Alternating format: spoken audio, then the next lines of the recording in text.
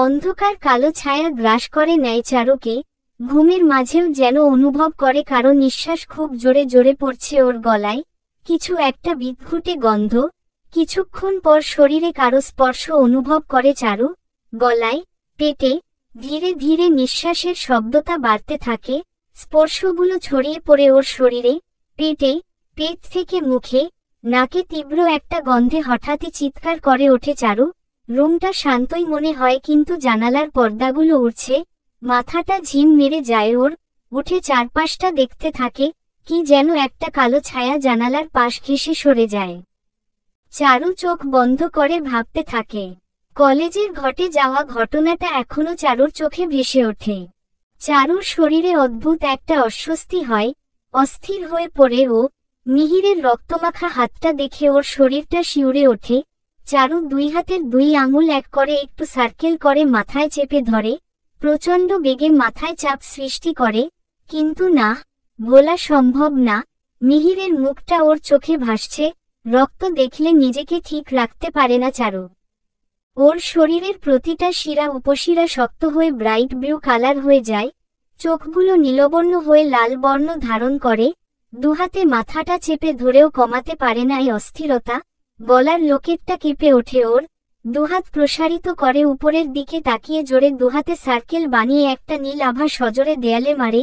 আর আগুনের ফুলকির মতো গিয়ে পেছনের ঝোপঝাড়ে নীল আলোটা বিকৃত হতে থাকে। আলোটা ফিরে আসে, মিয়ে যায় ধীরে ধীরে। কেউ একজন ছিল ওখানে, ঠিক জানালার পাশ ঘেঁষে। প্রচণ্ড রেগে যাওয়ার কারণে চারুর হাতের শিরাগুলো ফুলে ওঠে। আর হাতের উপরে নীল আলো সৃষ্টি করে। ফুটে ওঠে একটা চিহ্ন, যেটা তিনটি তীর বেষ্টিত একটি ধনুকের মতন দেখতে। চিহ্নটি জ্বলজ্বল করছে, তীরের মাথায় আগুনের মতো চিকচিক করছে। রাগটা একটু একটু করে কমায় চারু। চোখের মণিগুলো আবার নীলমণি হয়ে যায়। মাথাটা শান্ত হয়ে যায়। তারপর শান্ত হয়ে চোখ বন্ধ হয়ে ভাবে কলেজের কাহিনী। গাড়িটা প্রচণ্ড বেগে আসে দেখে চারু গাড়িটাকে জায়গায় থামানোর জন্য দুই হাতে কিছু করতে চায়, কিন্তু তখনই তিতির ওর হাতটা ধরে ফেলে। তাই ম্যাজিকটা গিয়ে সোজা গাড়িটাকে ক্রাশ করে দেয়। ভাগ্যিস গাড়িটা মিহিরদের থেকে কয়েক ফুট দূরে ছিল, তাই আগুনের বেগটা বেশি হওয়ায় শাওন আর মিহির ছিটকে পড়ে। সাথে সাথে বাইকটাও পড়ে যায়। ঘটনা বুঝতে পারে না কয়েক সেকেন্ডে ঘটে, তাই তিনজন রাস্তার পাশেই পড়ে যায়। সবারই টুকটাক ছিলে যায় হাত পায়ে। কনুইয়ে, কিন্তু মিহির হাত দিয়ে আটকাতে চেয়েছিল পিচ রাস্তায়। হাত দিয়ে সাপোর্ট করতে গিয়ে ওর হাতের চামড়াটা উঠে যায় ঘষায়, আর রক্তাক্ত হয়ে যায় ওর হাত। মুহূর্তেই লোক ভিড় হওয়ায় ওরা দেখতে পায় না। পরে তিতির চারুকে নিয়ে আসে ভিড় ঠেলে। চারু মিহিরের রক্তাক্ত হাতের দিকে তাকিয়ে ভড়কে যায়। ওর শরীরের অস্থিরতা বাড়তে থাকায় আর দেখতে পারে না। চলে আসে সেখান থেকে, এতটুকু ভেবে চোখ খোলে চারু। রাত এখন অনেক, অন্ধকারে সব নিশ্চুপ। চারু ছাদে ওঠে। রাত ঠিক 3টা বাজে। আকাশের দিকে তাকায়। আকাশটা খুব শান্ত। মাঝে মাঝে ঝিকিমিকি তারা জ্বলে। মাঝে মাঝে খুব ইচ্ছে হয় যেন তারাগুলোকে ছুঁয়ে দিতে। এগুলো ভাবার সাথে সাথে ওর গায়ে একটা তারার মতো ঝিকমিক পোশাকে সাজ এসে যায়। মৃদু হেসে দুহাত পাখির মতো ডানা মেলে আকাশের দিকে তাকায়, আর স্পাইডারম্যানের মতো উপরে উঠতে শুরু করে। ওর চারপাশটায় জোনাকির আলো ঘিরে রয়েছে। আকাশের তারাগুলো উপরে থেকে যেন আরো বেশি সুন্দর ও লোভনীয় মনে হয়। এই সৌন্দর্য চারুর বরাবরই খুব পছন্দের। নিজেকে বড্ড নিঃসঙ্গ মনে হয়। আকাশের ভেলার মতো সাদা সাদা মেঘ দেখে ওর প্রচুর আনন্দ হয়, কিন্তু মেঘের ভেলার মাঝে মিহিরের মুখটা ভেসে উঠতেই চারুর কেমন যেন লাগে।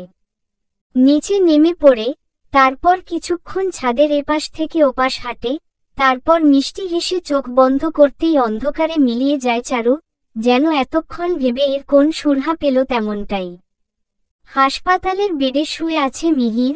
মাথায়ও প্রচণ্ড আঘাত পেয়েছে, হাতেও। মিহিরের বন্ধু আরিফ এতক্ষণ কেবিনে ছিল, মাঝরাত তাই চেয়ারে বসেই ঘুমিয়ে পড়েছে। মিহিরের হাতে ব্যান্ডেজে মোড়ানো, কপালে অনোটাইন লাগানো, হাতে স্যালাইন ঝুলছে ওর। চেহারাটা দেখে খুব ক্লান্ত লাগছে। চারু মিহিরের কেবিনের দরজায় অদৃশ্য থেকে দৃশ্যমান হয়। কেউ নেই কোথাও। চারু নিঃশব্দে হেঁটে যায় ভেতরে। মিহিরের হাতের ব্যান্ডেজ রক্তে ভেজা। চারু মিহিরের পা থেকে মাথা অবধি স্ক্যান করে, তারপর গলায় থাকা লকেটটা খুলে মিহিরের কপালের দিকে ধরতেই কিছু নীল আলো মিহিরের মুখে পড়ে, তারপর মিহিরের হাতের কাছে গিয়ে আলোটা হাতের উপর ফেললে ব্লাড পাম্পের মতো রক্তগুলো শুষে নেয় লকেটটা। তারপর মিষ্টি করে হাসে চারু, তবে সে হাসিটা কেউ দেখতে পায় না। সকাল সকাল তিতির এসে হাজির, চারু ঘুমুচ্ছে শান্তিতে। মুখে যেন সবসময় একটা হাসি লেগেই থাকে ওর। তিতির গ্লাসে করে এক গ্লাস পানি এনে সোজা চারুর মুখে ছুঁড়ে মারে। চারু ধরফরিয়ে লাফিয়ে ওঠে। তিতির খিলখিল করে হাসছে আর তা দেখে চারুর রাতটাই পানি হয়ে যায়। অল্প দিনের পরিচয় হলেও তিতির ওর অনেকটা আপন হয়ে যায়। ওই পেতনি ওঠ এখনো ফ্যালফ্যাল করে তাকিয়ে আছিস যে? ভাবছি আনমনে বলে। কি ভাবছিস রে? যদি আমি কোনোদিন হারিয়ে যাই? কথাটা শুনে মুখটা কালো করে ফেলে তিতির। হারিয়ে যাবি মানে? তুই কি এলিয়েন নাকি ভ্যাম্পায়ার যে ফুস করে পালিয়ে যাবি? অস্পষ্ট স্বরে। কি? অবাক হয়ে। না কিছু না, এলিয়েন হলে কি পালিয়ে যেতাম? গেলে তোকে শুদ্ধ নিয়ে যেতাম পাগলি। দুজনেই হাসতে থাকে। তারপর তৈরি হয়ে কলেজে চলে যায়। কলেজ গেটে প্রীতির সাথে দেখা হয়ে যায় ওদের দুজনের। তিনজনই কলেজে ঢুকতেই কেউ একজন ওদের সামনে দাঁড়ায়। চারুলতা। আকাশ ভাইয়া আপনি কিছু বলবেন? না হলে পথ ছাড়েন, আমরা ক্লাসে যাব। চারুলতা তোমার সাথে আমার কথা আছে, একটু পার্সোনাল। না যা বলার এখানেই বলুন। চারুলতা আম সরি, কালকের জন্য। কেন আপনারা সিনিয়র যা খুশি করতে পারেন। সরি তো আমাদের বলা উচিত। চারু ভাবিনি এমন কিছু হবে, একটু বেশিই বাড়াবাড়ি হয়ে গেছে। সবার পক্ষ থেকে আমি সরি বলছি, কালকে এত কিছু হলো তবুও তোমরা আমাদের হেল্প করলে। বেশি কি আর করলাম, শুধু অ্যাম্বুলেন্স ডেকে হাসপাতালে যাওয়ার ব্যবস্থা করে দিয়েছিলাম। সেটাই বাকে করে। কিরে আকাশ কি করছিস রে এখানে? তোকে কল দিচ্ছি পিক করছিস না। না মানে, চারু আসি, কলেজ শেষ করে গেটে থেকো, কথা আছে তোমার সাথে। আকাশ এদের সাথে তোর কি কথা রে? এই চড়ুই পাখি আর সিটিজেন সেন্টিমেন্টদের সাথে তোর কি কথা রে? না চল, বাই চারু। জান জান, আপনাদের মতো খারুচ সিনিয়রদের সাথেও আমাদের কোন কথা নেই। তিতির বাদ দে তো। চারু কোন কথাই বলেনি মানে রিয়্যাক্ট করেনি। মিহির চারুর দিকে ফিরে একটা চেকটিপ মারে। চারু অবাক থেকে অবাকোত্তর হয়ে যায়। কিরে আকাশ তুই ওদের কি বলতেছিলি রে?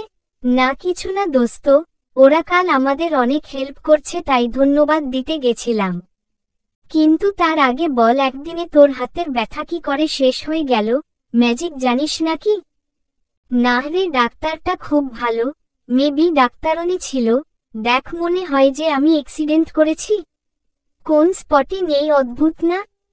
বাট ডাক্তারনির কেসটা কি? কিছু না, ওই আর কি, ডাক্তারনির সেবায় তাড়াতাড়ি সুস্থ হয়ে গেছি। A doctor like a magician. Baby তুমি ঠিক আছো তো? আমি কত চিন্তা করছি জানো, কাল থেকে ঠিকমতো খেতে পারিনি, ঘুমোতে পারিনি বাবু। হেই ঢঙ্গি নটাঙ্কিবাজ, তোর ড্রামা বন্ধ করত। তাহলে কি তোমার জুনিয়র তিতি বেপির ড্রামা দেখাবো শুনি? ঢং করে বলেই না। মানে অবাক হয়ে সবাই ক্ষেপে তাকিয়ে থাকায় আমতা আমতা করে আরিফ। না না মানে কালকে তিতিরকে টেনে গান পয়েন্টে রাখলাম বলেই তো মেয়েটা জ্ঞান হারালো, ভয় পেল, তাই আর কি সরি বলতে গেছিলাম। একটু বেশি হচ্ছিল না তাই, এজন্য তোরা যেভাবে আমার দিকে তাকিয়ে আছিস মনে হয় আমায় গিলে খাবি। না তুমি তো আবার স্পেশাল মাল, প্রেমে ট্রেমে পড়নি তো? পড়তেও পারি, তাতে দোষ কি? হেলে দুলে গর্বের সাথে বলল আরিফ। সাথে সাথে সবাই কি বলে ওর দিকে তাকালে। আরিফ হেসে দেয়, মজা করছি আর এখন তো মনে হচ্ছে তোরা আমারও সিনিয়র যেমনে ভয় পাইয়ে দিচ্ছিস। সবাই আরিফের ভয় ভয় চেহারা দেখে হো হো করে হেসে ফেলে। ক্লাসের ফাঁকে চারু ওয়াশরুমে যায় ফ্রেশ হতে, কেমন যেন খারাপ লাগছে ওর। বেসিনে হাতমুখ ধুয়ে আয়নায় তাকাতেই অবাক হয়ে যায়, অদ্ভুত একটা মুখচ্ছবি ভেসে ওঠে ওর ঠিক পেছনে। ও তাড়াতাড়ি আসতে গেলে কিছু একটা ওর সামনে এসে পড়ে উড়ে। ও চোখ বন্ধ করে দে ছুট, কোথায় যাচ্ছে জানে না, কিন্তু হঠাৎ কেউ টেনে ওকে একটা রুমে নিয়ে যায়। ভয় বুকটা দূর করে কাঁপে চারুর। চিৎকার করতে যাবে তার আগেই কেউ মুখটা চেপে ধরে। চলবে।